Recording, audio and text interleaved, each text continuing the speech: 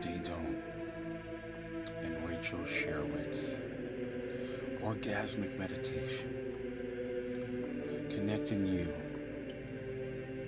to forced labor and cult like sequences to fit in and to give to the company of orgasmic meditation. This is that case. Convicted of forced labor, convicted of pushing people against their boundaries and standards. Nicole Daedone and Rachel Sherwitz.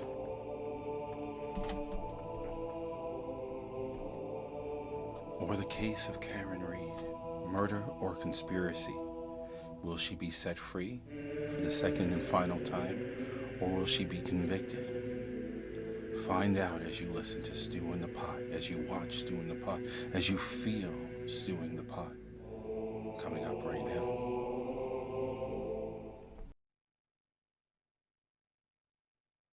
Welcome to Stew in the Pot. This is Gregge Stewart, and today we are going to stir up truth behind these headlines. And what I mean by that is we're going to connect on two particular cases, the Karen Reed case and the Nicole Daedone case.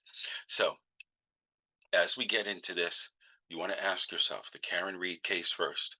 Is it murder or is it conspiracy? And the reason why this comes up is first, let's talk about Karen Reed. This is her second time going around, and the woman is accused of murdering Boston police officer John O'Keefe, her ex boyfriend. And the claim is from the prior case as well as this is that she backed into O'Keefe with her SUV after a night of drinking, leaving him to die in the snow. What's going on here? Yeah, we have a lady over here that says that her husband's on this ground here, and they're claiming that she hit him with the SUV. She said, "No, I've been waiting out here," and then I left. And now on the scene, we have this guy down. I guess she's back here now, and um, they're claiming that he was hit by her. But Reed's defense claims that this isn't just a tragic accident that happened, it's a setup.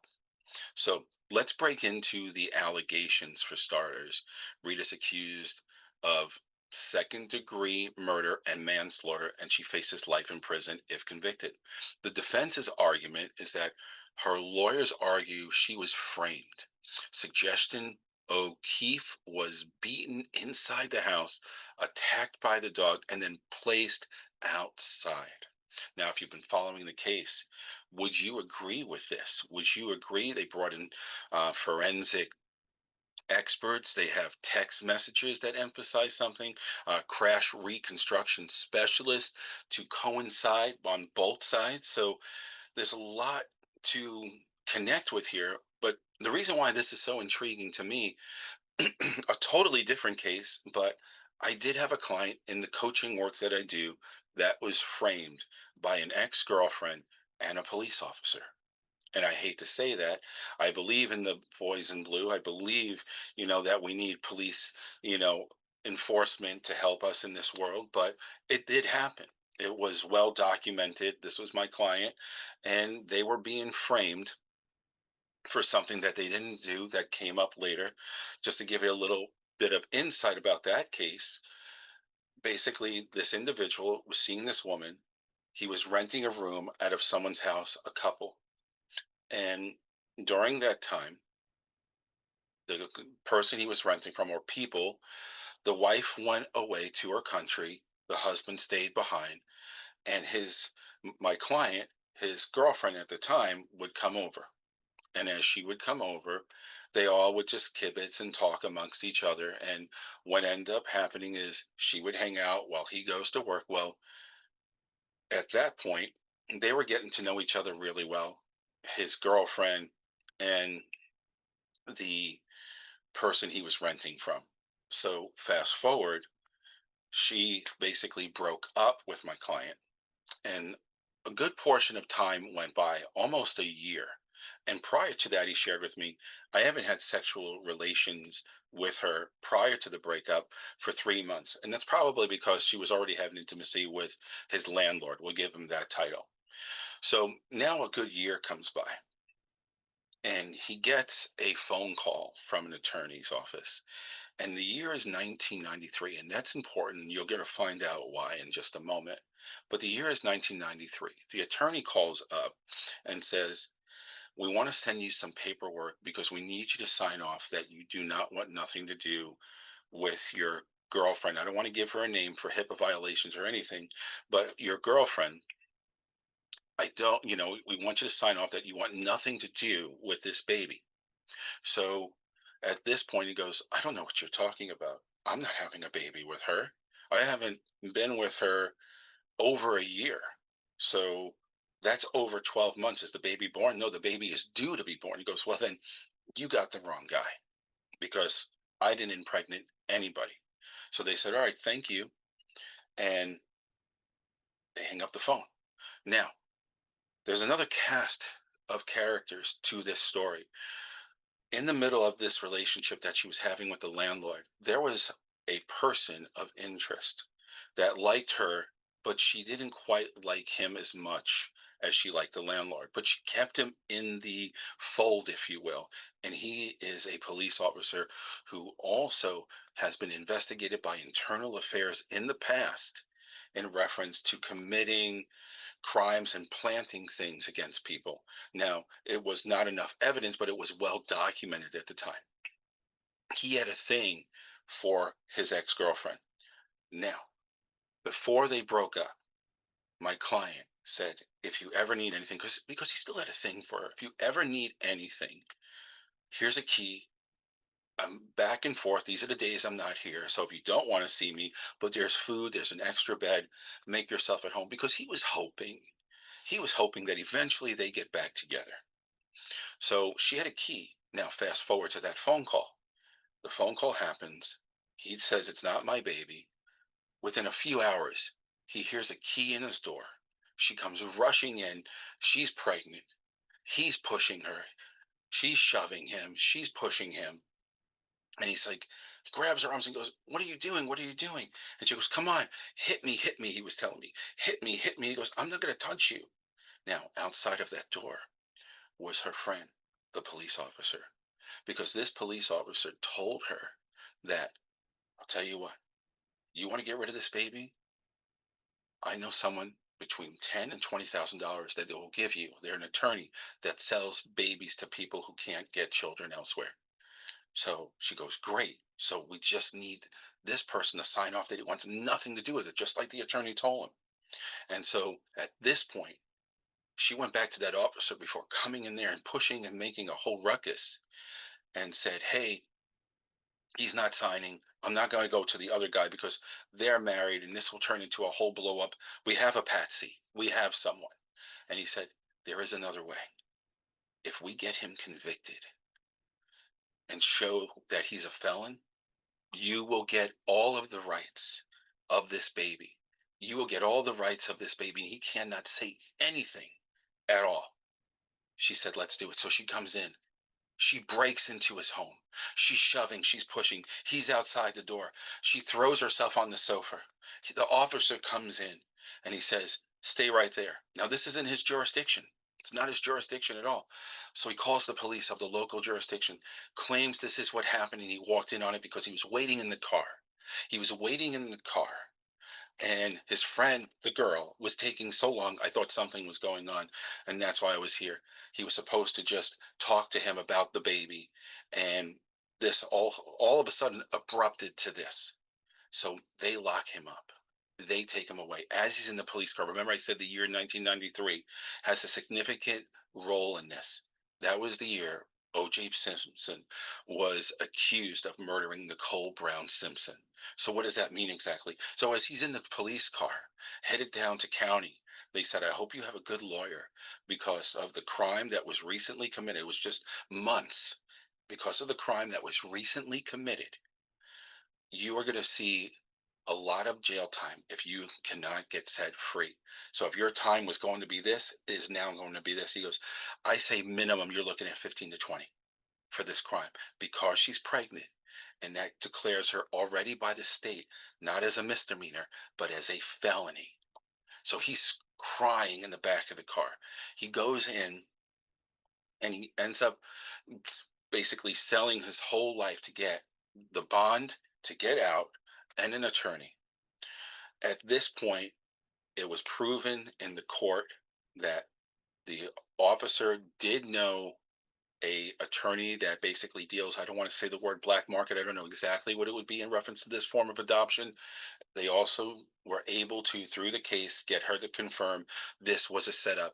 So he was one of the fortunate ones out there to be saved, to be basically chosen not guilty and innocent. So I take you back to the Karen Reed case. Do you feel, especially from some of the things that I just referenced to you, do you feel she's innocent? Do you feel that she's guilty? It's coming up soon. The verdict is almost in. We're going to find out soon enough, but I'd love to hear in the comments from what you know, if you followed this case, what the forensic experts had come up with, what the text messages have said to you, what the crash reconstruction specialists have said. Is there enough evidence to conclusively convict her from your point of view or to set her free? So that takes me into the next case, Nicole Daedone and the one taste scandal. Now we're going to shift from this case to manipulation, power, and control because that's what this is about. Nicole Daedone is the founder of One Taste. What exactly is that? They built an empire around what was called orgasmic meditation, but behind the scenes, the truth was much darker. How dark does it go? Well, let's find out exactly what it was about. You would come in and, I want to get to find that inner person. I want to find my softer side, my masculine side through this sexual meditation. But during that, when they developed what people are now claiming that it was a cult, and she had another partner in crime by the name of Cheryl Sherowitz.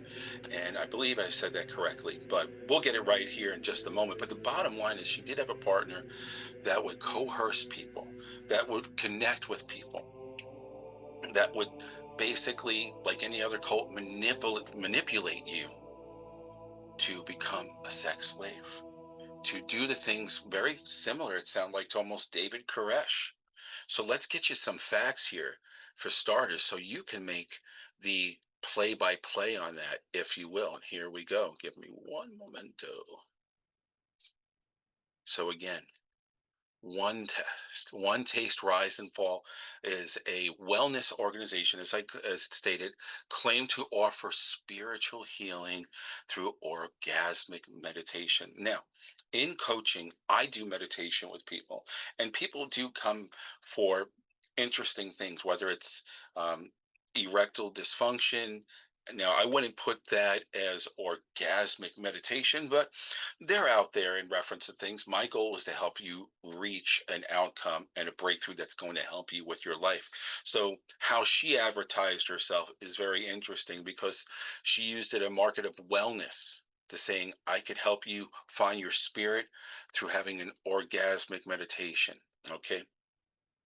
Well, the allegation is prosecutors have argued that Daedone ran a sex cult, covering and coercing members into unpaid labor, psychological manipulation, and sexual acts. Does this sound familiar? I think Diddy, in a sense, when I hear something like this. Here's the explosive trial testimony. Witnesses described, okay, cult like indoctrination, surveillance on them, and financial exploration and exportation. They would say, what do you have? How much do you have? Well, Scientology does this and you give this. And if you really believe in this and you value this, then you should jump aboard this because it's going to give you abundance long term. And so she basically would do this and connect there. And now, recently, the verdict, apparently the court has been in on this. Daedone was found guilty, facing up to 20 years in prison. But is this the end of one taste or just a beginning of a more irrelevant or relevant situation? Because apparently there are more players that are coming out and saying this, like the other person I'd mentioned, her partner. But again, these are the key things. These are the connections. What do you make of this? Like I said, there's been many different ways that people utilize manipulation in this world. And I want you to investigate. I want you to connect if you're not familiar with this. Have you ever had someone manipulate you by saying, "Hey, we're a cult and, come join us because it will make you feel better about yourself." Connect with yourself in a way that you've never connected before. And why does this make sense? Why was that kind of manipulation easy to connect on? Well, we're sexual beings.